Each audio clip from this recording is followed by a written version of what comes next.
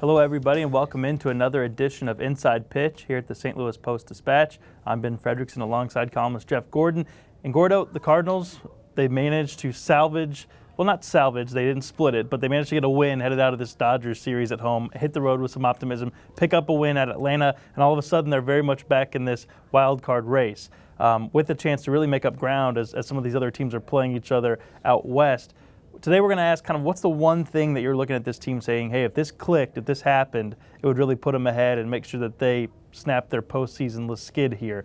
To me, I look at a guy like Marcell Ozuna, and I know he's been hitting better since he got back from the shoulder treatment, but he had a foul ball in that first game in Atlanta that looked like it touched the moon, and he can be the guy who carries a lineup. If he can get that lift back and start to hit like that, then I think this team can start to put together wins at a pretty impressive rate.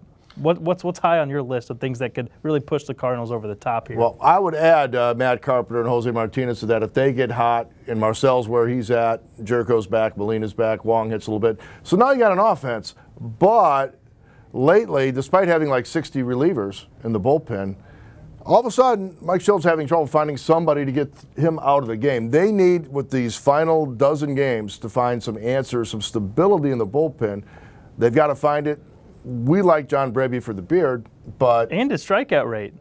Is this the answer? Can they get stability from that group with the stretch run to get through the end of the season? I like the idea of the setup, Jordan Hicks to Carlos Martinez.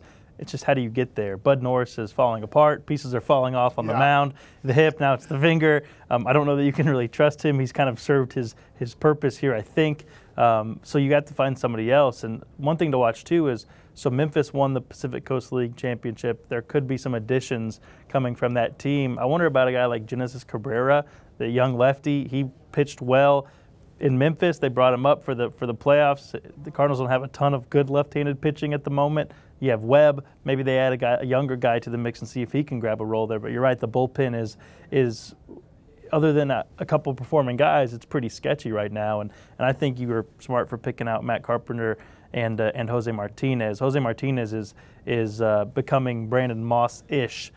Very good hitter who's in a very bad slump in the same season, and he got a double last night. He starts to maybe break out a little bit. If you can find him as an asset coming off the bench or even in some starts in right field, then you're talking about a different offense. So the Cardinals are alive. They're in it.